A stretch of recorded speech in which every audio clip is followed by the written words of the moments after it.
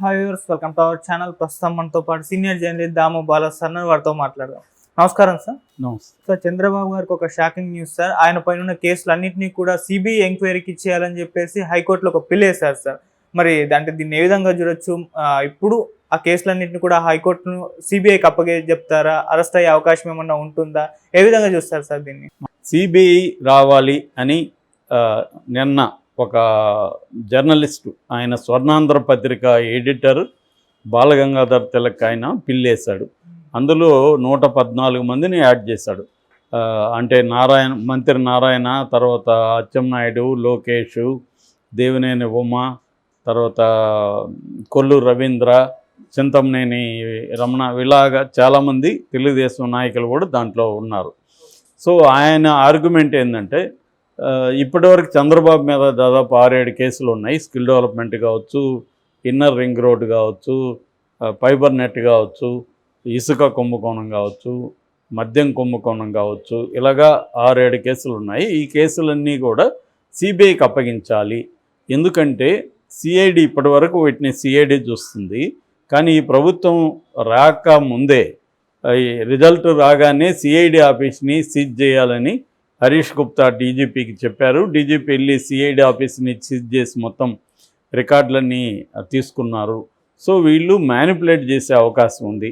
ఇప్పుడు ఈ ప్రభుత్వం ఉంది కాబట్టి ఆ ప్రభుత్వంలో ఆయన సీఎం మీద నిష్పాక్షికమైన దర్యాప్తు జరిగే అవకాశం లేదు కాబట్టి దీని మీద సిబిఐకి ఇవ్వాలి అనేది ఆయన అంటున్నాడు. ఇప్పుడు ఈ స్వర్ణాంధ్ర పత్రిక ఎడిటర్కి చంద్రబాబు కేసులకి ఏం సంబంధం అన్నప్పుడు దీని వెనక ఎవరున్నారు అన్న చర్చలు వస్తున్నాయి. జగన్ ఉన్నాడా లేకపోతే మోడీనే ఉన్నాడా అని. ఎందుకు మోడీ ఉన్నాడు? జగన్ అంటే ఓకే, జగన్కి తన మీద చంద్రబాబు కేసులు పెట్టాడు, తన్నప్పుడు జైలుకి పంపించడానికి చంద్రబాబు ఇంప్లీడ్ అయ్యాడు.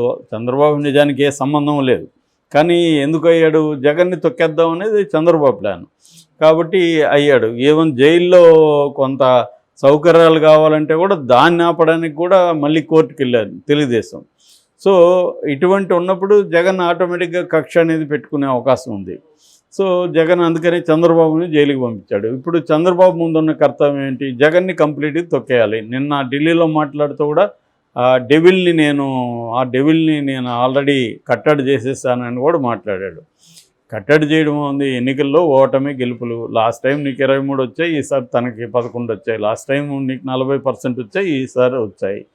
సో మళ్ళీ రాడనే గ్యారంటీ లేదు కదా, ఎవడిస్తాడు? ఎవరిక్కడ పర్మనెంట్గా ఉండేది ఏం లేదు. కానీ అతను అలాగా అంత కోపం ఉంది ఇప్పటికీ జగన్ మీద, డెవిల్ అనే స్థాయిలో కోపం ఉంది. మరి చంద్రబాబు ఖచ్చితంగా జగన్ని తొక్కేయడానికి ట్రై చేస్తాడు కదా. సో అందువల్ల జగన్ కూడా చంద్రబాబుని ఇబ్బంది పెట్టడానికి ట్రై చేస్తాడు. గతంలో కూడా మనం చూస్తే 2019లో జగన్ అధికారంలోకి వచ్చినప్పుడు చంద్రబాబు నిర్విరామంగా పనిచేసి జగన్ని ప్రభుత్వాన్ని పనిచేయనీయకుండా కట్టడి చేయగలిగాడు. దాదాపు 300 పైన పిల్స్ వేయించి ప్రతి అంశంలో విధాన నిర్ణయం కావచ్చు, ఇంకోటి కావచ్చు, ప్రతి అంశంలో న్యాయ వ్యవస్థను ఇన్ఫ్లుయెన్స్ చేసి జగన్ని పనిచేయనీయలేదు. సో ఇప్పుడు జగన్ కూడా అదే పని చేయబోతున్నట్టుగా మనకు అర్థమవుతుంది కోర్టుల ద్వారా. కాకపోతే నేను చాలాసార్లు చెప్తున్నట్టు జగన్ బలం వేరు, చంద్రబాబు బలం. చంద్రబాబు ఆకాశంలో ఉంటే జగన్ బలం నేల మీద ఉంటుంది. ఎందుకంటే జగన్ చంద్రబాబుతో ఈక్వల్ కాలేడు ఈ విషయాల్లో. ఆ వ్యవస్థల్ని ఆయన ఎప్పటి నుంచో సుదీర్ఘంగా అభివృద్ధి చేసుకుంటూ వచ్చిన వ్యవహారం. మీడియా కానీ, తన కులానికి సంబంధించిన బలం కానీ, వ్యవస్థల్లో పట్టు కానీ, పార్టీ స్ట్రక్చర్ కానీ, ఈ 4 అంశాల్లో జగన్ బలహీనం.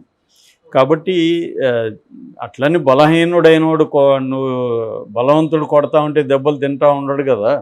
వీడు కూడా అదమర్చి ఉన్నప్పుడు ఒక దెబ్బేస్తాడు. దాన్ని గెరిల్లా వార్ఫేర్ అంటారు వరల్డ్లో.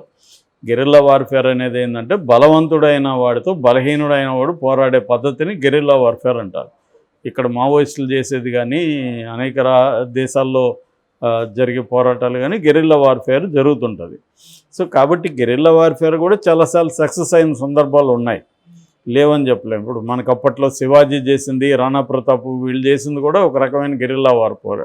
అంటే బలమైన ముస్లిం నాయకులతో పోరాడారు వాళ్ళు, ముస్లిం రాజులు చక్రవర్తులతో. వాళ్ళు బలహీనులైన శివాజీ లాంటి వాళ్ళు ఈ గెరిల్లా వార్ఫేర్ మెథడ్లు పోరాడారు. అలాగే ఇప్పుడు జగన్ కూడా తన మెథడ్స్ తను చేసే అవకాశం ఉంది. ఇది ఒక యాంగిల్. రెండో యాంగిల్ మోడీ ఎందుకు ఆ, ఆ, వెనకున్నాడు అనే వార్తలు వస్తున్నాయంటే, నేను నిన్న కూడా చెప్పాను, మోడీకి ఏంటంటే మోడీకి ఉన్న ప్రాబ్లము, అతను 4 సార్లు సీఎంగా ఉన్నాడు, 2 సార్లు పిఎంగా ఉన్నాడు. ఈ ఈ మొత్తం 6 సార్లు కూడా అతను అబ్సల్యూట్ అధికారాన్ని అనుభవించాడు. ఎవరి మీద డిపెండ్ అయ్యి లేడు అతను. ఆ మధ్య ఒక ఐఏఎస్ ఆఫీసర్, మోడీతో పనిచేసిన ఐఏఎస్ ఆఫీసర్ రాసిన పుస్తకం చదివాను. అందులో అతను ఏం చెప్పాడంటే, బిగినింగ్లో మోడీ మా మాటలంతా వినేవాడు, అడిగేవాడు, భిన్నమైన అభిప్రాయాల్ని, ఫ్యాక్చువల్ మిస్టేక్స్ని వినేవాడు.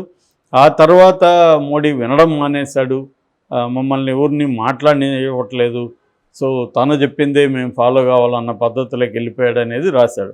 సో అలా ఆ స్థాయిలో ఇంకా కొంతమంది అసలు ఇతను ఎప్పుడు ఫైల్స్ పర్ఫెక్ట్గా చూడడు, చదవడు. ఆ ఫైల్ తెచ్చిన అతన్ని 2 నిమిషాల్లో ఆ ఫైల్ ఏముందో చెప్పమంటాడు, చెప్పి సంతకాలు చేసేసి పంపించేస్తాడు. ఫైల్స్ను కూడా చూడడం అనేది ఆకార్ పటేల్ లాంటి వాళ్ళు డీటెయిల్గానే పుస్తకాలు రాశారు. సో ఆ స్థాయిలో అంటే బీజేపీలో కూడా తనకి సుప్రీము, తనకి ఎదురు ఎవరు లేదు. అదే నిన్న కూడా చెప్పాను, నల్లి సెకండస్ అంటారు. నల్లి సెకండస్ లీడర్ అతను. నల్లి సెకండస్ అంటే సెకండ్ టు నన్, ఎవరికి అతను సెకండ్ కాదు, ఎవరు సెకండ్ కూడా లేరు. సో ఈ కాంటెక్స్లో ఆర్ఎస్ఎస్ కూడా అతని కంట్రోల్లో వచ్చేసింది ఆల్మోస్ట్. అందుకని మోహన్ భగత్ కూడా ఇప్పుడు వీక్ అయినాక మాట్లాడుతున్నాడు. 10 ఏళ్ళు మోడీని ఎక్కడ ఆయన విమర్శించలే, ఇప్పుడు వీక్ అయినాక మోడీకి బుద్ధులు చెప్తున్నాడు భగవత్ కూడా. సో ఈ కాంటెక్స్లో ఇప్పుడు మోడీ ఫస్ట్ టైము ఆయన కళ్యాణ్ బెనర్జీ చెప్పినట్టుగా పార్లమెంట్లో క్లచెస్ మీద నడవాల్సిన పరిస్థితి, ఇద్దరు ఊతకర్రల మీద నడవాల్సిన పరిస్థితి, అంటే ఒక అవిటితనం అనేది ఆయనకు వచ్చింది. సో ఈ అవిటితనాన్ని ఆయన భరించలేడు. అందుకని ఈ క్లచెస్ తన కంట్రోల్లో ఉండాలంటే ఏం చేయాలి? బటన్స్ ఎలక్ట్రానిక్ అనుకుంటే ఆ బటన్స్ తన కంట్రోల్లో ఉండాలి, అంతేగాని వాటి చెప్పినట్టుగా ఈయన నడవకూడదు, ఈయన చెప్పినట్టుగా అవి ఉండాలి అన్న పద్ధతిలో ఇప్పుడు ఏం ఆలోచిస్తాడు? నేచురల్గా ఆల్రెడీ 10 ఏళ్ళుగా వాళ్ళు బ్రహ్మాండంగా ప్రాక్టీస్ చేసిన మెథడ్ ఏంటంటే, ప్రత్యర్థుల మీదే కాదు, నీ ఓన్ సభ్యుల మీద కానీ, నీ ఓన్ పక్షాల మీద కూడా నువ్వు కేసులు పెట్టేసి కంట్రోల్లో పెట్టుకో. ఇప్పుడు జగన్ 10 ఏళ్ళుగా సపోర్ట్ చేశాడు మోడీని, కానీ జగన్ కేసుల్ని ముందుకు వెనక్కి వెళ్లకుండా ఎందుకు చూసుకున్నాడు మోడీ అంటే, జగన్ మీద కేసులు తేల్చేసి అతను నిర్దోష్ అంటే జగన్ తన మాట వినకపోవచ్చు. సో జగన్ని తన కంట్రోల్లో పెట్టుకోవాలంటే కేసులు ఉండాలి. సో కేసులని, కత్తులు మన తల మీద ఎలాడుతూ ఉంటాయి, మనకు భయంలో ఉంటాం, ఎప్పుడు ఆ కత్తి దిగుతుంది మన మీదకని. సో అది మోడీ మెథడు. అలాగా ఆల్రెడీ ఈయన మీద కేసులు ఉన్నాయి, చంద్రబాబు మీద. ఇప్పుడు సిబిఐ, ఈడీ రంగంలో దిగే మొన్న పార్లమెంట్లో కళ్యాణ్ బెనర్జీ డిమాండ్ చేశాడు. అలాగే మాకు సంబంధం లేదని మోడీ అనొచ్చు రేపు పొద్దున. చట్టం తన పని తాను చేసుకుపోతుందని ఒక రొటీన్ డైలాగ్ అందరూ చెప్తుంటారు. ఎప్పుడు చట్టం తన పని తాను చేయదు, చట్టాన్ని వీళ్ళే చేయిస్తారు, కానీ చట్టం తన పని తను చేసుకుపోతుంది. చట్టము చెయ్యి చాలా పెద్దది, బహుత్ లంబా హై అని సినిమాలో డైలాగులు ఉంటాయి, హిందీ సినిమాలు. అలాగే బహుత్ లంబా అని ఇలాగ మాట్లాడుతుంటారు.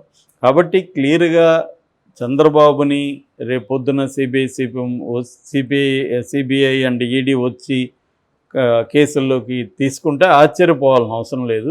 ఎందుకంటే చట్టం తన పని చేసుకుందని మోడీ అనొచ్చు, రెండోది మేము చెప్పలేదు కదా కోర్టు చెప్పింది అనొచ్చు.